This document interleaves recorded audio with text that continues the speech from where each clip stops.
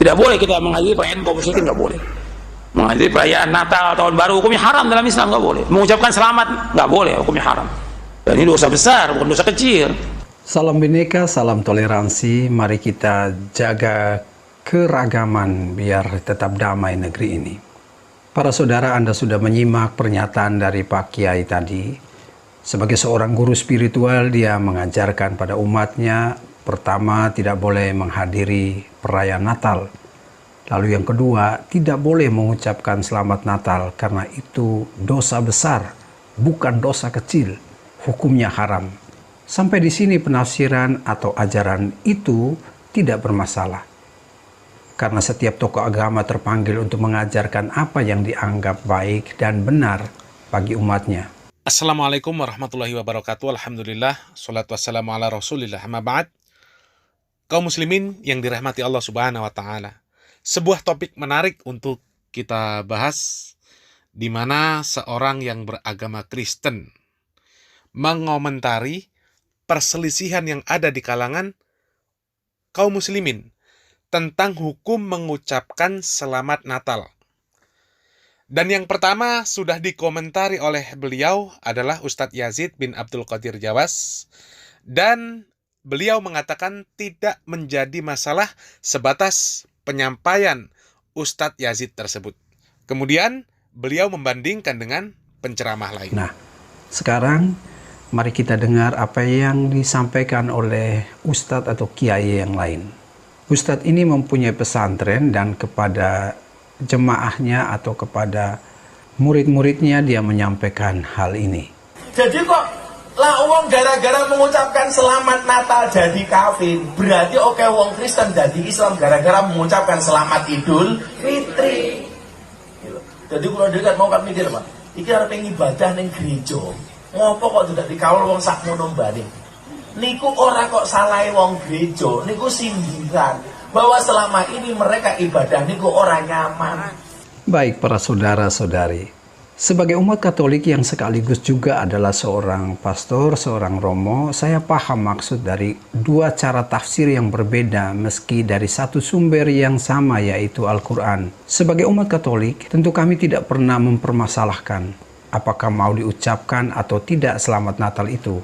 Malah yang kami anjurkan adalah selesaikan dulu di antara kalian, carilah kata sepakat di antara para ulama agar umat muslim di Indonesia, atau meminjam kata Ustadz yang pertama tadi, agar umat muslim tidak berdosa. Pak Ustadz mengatakan, Ustadz yang pertama tadi yang mengatakan ini bukan dosa ringan tetapi dosa berat kalau mengucapkan selamat Natal. Ya rasanya sedih kalau akhirnya mengucapkan selamat Natal itu berdosa berat atau berdosa besar ya, kalau meminjam istilah Pak Ustadz yang pertama tadi. Para saudara-saudari, setiap tahun pro kontra ini muncul, selalu terulang dalam tafsiran para ulama. Ada yang dengan kalimat tafsir yang santun ketika menyampaikan soal ini. Nah, sebenarnya ini perbandingan yang sangat tidak sesuai. Ketika Ustadz Yazid dibandingkan dengan Gus Miftah. Jadi perbandingan ini bagaikan emas dibandingkan dengan besi. Dan memang dari ceramah-ceramahnya Gus Miftah, ini lebih banyak ngelanturnya, lebih banyak ngawurnya, lebih banyak bohongnya, lebih banyak lawakannya. Sehingga ceramah-ceramah Gus Miftah ini miskin akan khasanah keilmuan. Dan bukan sedikit di dalam ceramahnya mengeluarkan perkataan-perkataan yang kotor. Dan tentu ini bukanlah penceramah yang menjadi selera para penuntut ilmu agama. Akan tetapi lebih menjadi selera orang-orang yang senang dengan humor dan lawakan. Dan memang yang seperti itu karena faktor kecerdasan dari Gus Miftah yang sangat minim. Sebagai contoh, ketika banyak dai yang mengatakan hukum mengucapkan selamat Natal adalah dosa besar yang dapat mengeluarkan seseorang dari Islam, dikarenakan ini adalah masalah menyangkut akidah, keyakinan di dalam wilayah pengakuan ketuhanan. Dan tentu ini perkara yang besar, bukan perkara yang kecil. Dan itu bentuknya adalah ancaman, bukan vonis. Kemudian Gus Miftah menjelaskan secara serampangan bahwa mengucapkan Natal menjadi kafir. Tentu ini bentuk minimnya kemampuan Gus Miftah menangkap atau menyerap esensi dari ucapan orang lain.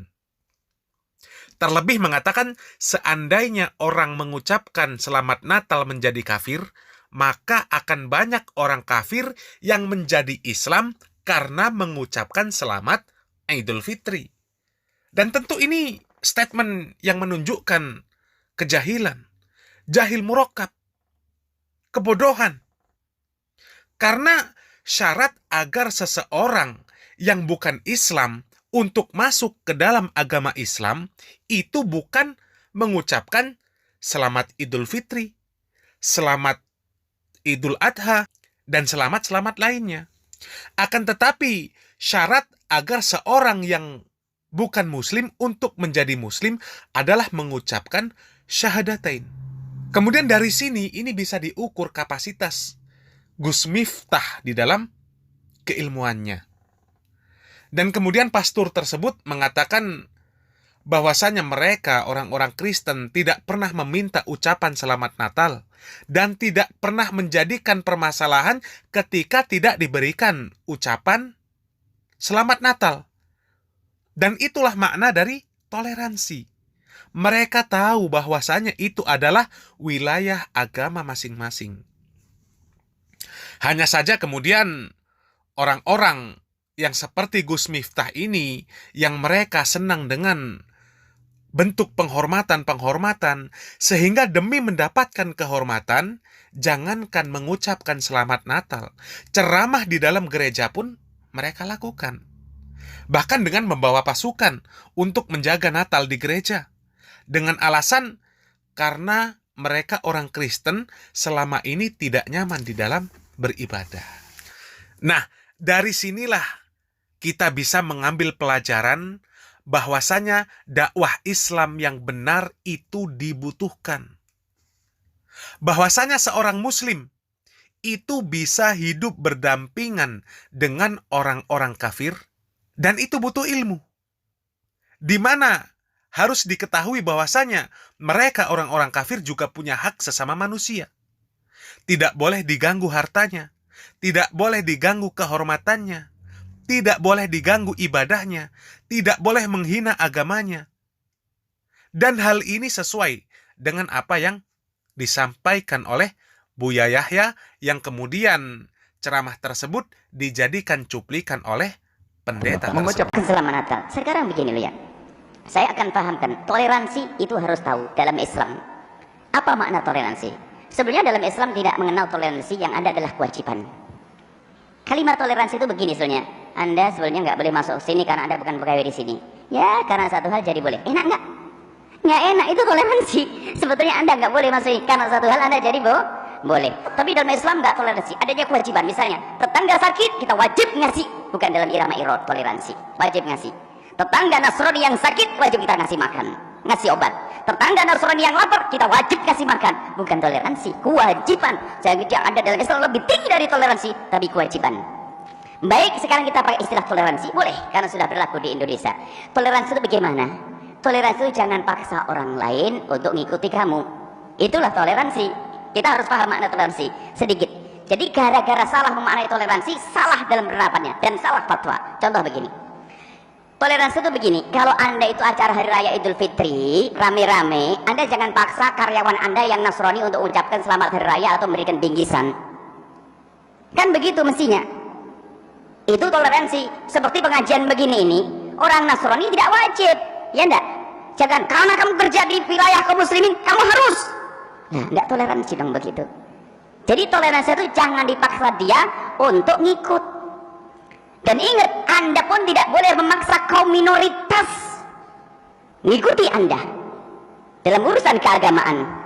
Wajib hari raya semuanya harus ikut ke alun-alun demi syiar. Biarpun orang Nasrani, Anda nggak boleh. Anda orang Muslim nggak ngerti toleransi.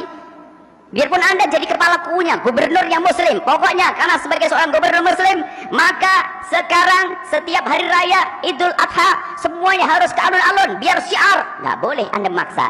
Jadi memaksa orang minoritas ikut mayoritas saja tidak boleh, apalagi memaksa kaum mayoritas ngikut minoritas, sama tidak boleh.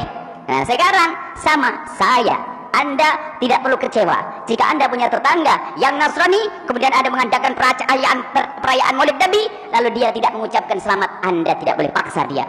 Jangan lalu berkata, dasar kamu tetangga tidak toleransi, saya maulidan, saya acara nggak mau datang.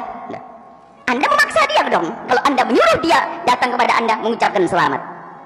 Ini berarti toleransi itu maknanya apa? Jangan paksa. Begitu juga, apalagi di sini kaum mayoritas, jangan paksa orang Islam mengucapkan selamat Natal. Kalau Anda memaksa berarti tidak ngerti toleransi. Ini kan urusan agama saya.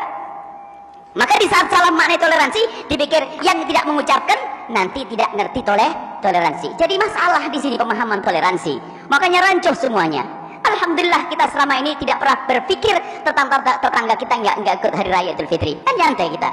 Nggak pernah. Kalau seandainya karyawan kita Nasrani, nggak perlu dia mengucapkan selamat hari raya. Nggak ngucapin pun nggak ada masalah kok. Dan kita juga punya kawan biasa. Kenapa Pak dibalik orang Islam tidak mengucapkan selamat Natal dipikir kamu tidak ngerti toleransi? Ada apa dengan ini semuanya? Jangan salah memahami makna toleransi. Kemudian kita harus tahu maknanya. Apa sih arti mengucapkan selamat Natal? Selamat Natal adalah selamat atas kelahiran Yesus yang dianggap Tuhan menurut dia. Jadi sebetulnya kalau kita mengatakan kalau seandainya ada orang Nasrani, dia punya fatwa bahwasanya haram bagi kita ikut-ikutan mengucapkan selamat Maulid Nabi SAW, kita hargai, memang itu bukan nabimu kok. Nah, sampai di sini jelas apa yang disampaikan oleh Buya Yahya. Senada dengan apa yang disampaikan oleh Ustadz Yazid bin Abdul Qadir Jawas. Hanya saja berbeda di dalam metode penyampaian. Dan sangat jauh berbeda apabila dibandingkan dengan apa yang disampaikan oleh Gus Miftah. Dan kita lanjut dengan apa yang disampaikan oleh pendeta tersebut. Tetapi ada yang terkesan mendramatisir pesan Tuhan seolah-olah bumi akan hancur jika mengucapkan selamat Natal. Dan ketika orang mengadakan perayaan Natal, berarti dia merayakan apa? Lahirnya anak Tuhan. Ini kan kebohongan. Allah udah bantah dalam Al-Quran. Mereka mengatakan bahwa Allah itu punya anak. Sungguh mereka telah mendatangkan sesuatu yang besar, yang dusta. Hampir-hampir langit ini hancur dan bumi ini belah dan gunung itu akan hancur dengan sehancur-hancurnya. Kalian mengatakan bahwa Allah itu punya anak. Tidak patut bagi Allah mempunyai anak. Sesungguhnya apa yang di langit dan di bumi akan datang kepada Allah sebagai hamba. Allah nggak punya anak. Lam yalid wa lam yulad. Allah nggak beranak dan tidak diperanakan. Maka ini sesuatu yang besar bagi Allah, mengatakan Allah itu punya anak, mengatakan Isa itu anak Tuhan, besar itu. Jadi yang ke-8 ini nggak boleh kita ikut dalam perayaan Natal. Atau kita kerja di kantor nggak boleh kita ikut. Atasan kita orang kafir nggak boleh ikut perayaan Natal. Diundang nggak boleh hadir, tidak boleh. Karena ini kedurhakaan kepada Allah Subhanahu wa Ta'ala. Dan ini perbuatan dosa besar, nggak boleh. Jadi orang beriman nggak boleh menyaksikan acara-acara kekafiran, nggak boleh ikut perayaan mereka, sama sekali nggak boleh. Hukumnya haram, nggak boleh membantu, nggak boleh nolong, nggak boleh sama sekali. Tafsirnya terlampau jauh sehingga melompati pagar batas etika dari tafsir itu sendiri. Apalagi kalau ini dipublikasikan. Kan video ini beredar kemana-mana sampai kepada orang Kristen. Apa yang menjadi isi tafsir ketika orang-orang Kristen masuk di dalam isi tafsir itu. Dia sampai mengatakan orang yang merayakan Natal adalah orang yang melakukan suatu kesalahan yang besar, suatu dusta. Hampir-hampir langit ini hancur dan bumi ini belah. Dan gunung itu akan hancur dengan sehancur-hancurnya. Karena kalian mengatakan bahwa Allah itu punya anak. Ya Pak, menurut saya ini tafsir yang kelewat, sudah lompat pagar. Itu kan urusan rumah tangga orang. Kalau ini toh tafsir untuk diberikan kepada jemaah, mengapa sampai jauh sekali ini tafsirannya?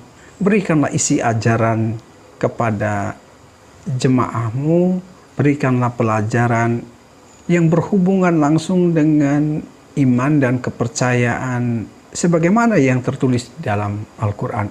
Tidak usah dibanding-bandingkan. Karena kalau diperbandingkan kita tidak akan pernah bisa bertemu. Itu sudah menyangkut isi tafsir, ada teologi di sana. Dan tidak akan pernah bisa bertemu Pak Ustadz. Tetapi itulah yang terjadi. Apalagi ini orang tua. guru spiritual. Nah, di poin ini adalah letak kesalahan pendeta tersebut. Ketika dia menyampaikan bahwa yang disampaikan oleh Ustadz Yazid itu melompat pagar, masuk ke dalam urusan rumah tangga orang, padahal dia sendiri yang masuk ke dalam urusan rumah tangga orang lain.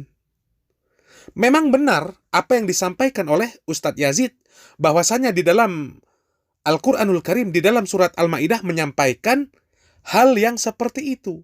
Bahwasanya langit itu hampir hancur, hampir belah, bumi hampir hancur ketika mereka mendakwahkan bahwasanya Allah mempunyai anak. Dan itu kitab sucinya umat Islam. Umat Islam wajib mempercayainya dan tidak boleh ragu sedikit pun. Sehingga kesalahan besar ketika Anda mengatakan bahwasanya itu adalah tafsir yang didramatisir. Dan itu bentuk kelancangan Anda. Masuk ke dalam rumah tangga orang lain, kemudian mengomentari isi rumah orang lain. Ketika Anda mau mendengar dakwah orang Islam, maka Anda harus siap ketika Islam mengatakan bahwasanya agama yang benar adalah Islam. Tuhan yang benar adalah Allah. Syariat yang benar adalah syariat yang dibawa oleh Rasulullah SAW. Dan yang lain pasti salah dan tidak akan diterima oleh Allah Subhanahu wa Ta'ala. Jadi, Anda orang Kristen harus legowo mendengar ayat-ayat Al-Quran tersebut dan harus saling menerima bahwasanya memang setiap agama itu pasti saling menyalahkan satu sama lain. Itu mutlak.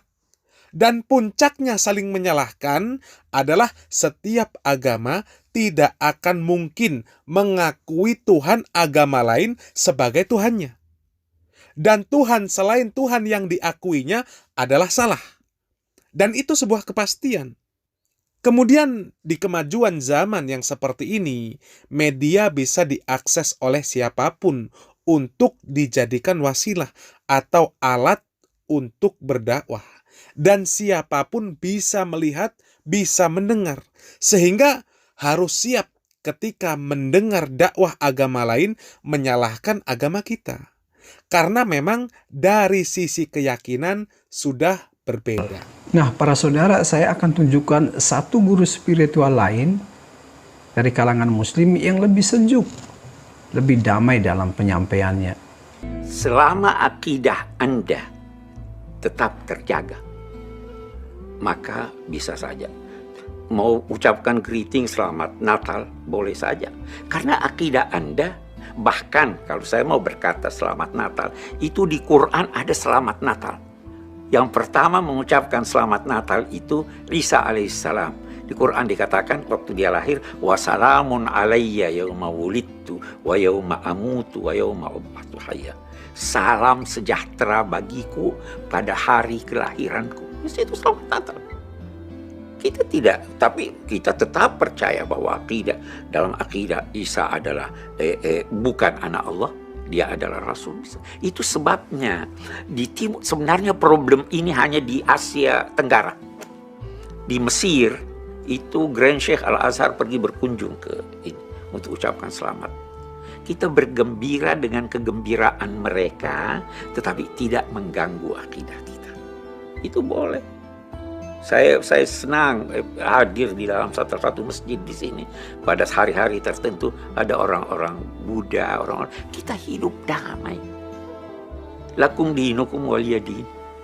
Ya, saya kira itu, jadi saya tidak sependapat itu yang melarang. Terlalu sempit pikirannya. Saudara-saudari, dari semua cuplikan penjelasan ini, saya mau sampaikan bahwa beragama di Indonesia ini itu layaknya orang hidup bertetangga. Maka uruslah rumah tangga masing-masing.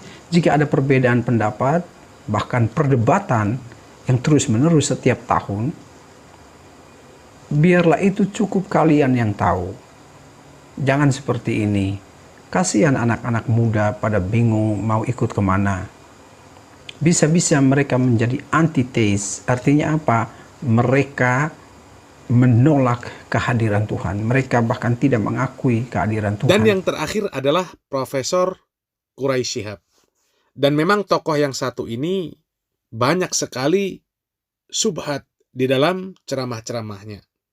Salah satunya yang ada di dalam video tersebut, beliau mengatakan tidak menjadi masalah mengucapkan selamat Natal asalkan akidah kita tidak terganggu. Padahal ketika seseorang mengucapkan selamat Natal, pasti terganggu di dalam akidahnya. Karena terjadi bersatunya dua keyakinan yang berbeda di dalam satu ucapan selamat Natal. Yang satu meyakini bahwasanya Isa sebagai nabi, kemudian memberikan selamat kepada orang yang mengatakan lahirnya Isa sebagai anak Tuhan. Dan ini akidah atau keyakinan yang ganda. Dari sisi penanggalan pun tidak diakui oleh umat muslim bahwa Nabi Isa lahir di waktu tersebut. Dan ketika menyebutkan bahwasanya di dalam Al-Quran ada ucapan Natal, maka itu adalah ucapan yang batil. Di mana tidak ada ulama-ulama besar ahli tafsir yang mengatakan bahwa ayat tersebut merupakan ucapan lahirnya Nabi Isa untuk pembenaran ucapan selamat Natal kepada orang-orang Nasrani. Dan itulah yang dikatakan kalimatul haq urida bihal batil. Dan kita kaum muslimin dibebani kewajiban untuk menuntut ilmu agar terlepas dari kejahilan. Dan hanya dengan menuntut ilmu kita dapat membedakan antara pemahaman yang hak dengan pemahaman yang batil. Semoga apa yang kami sampaikan bermanfaat. Barakallahu fikum. Wassalamualaikum warahmatullahi wabarakatuh.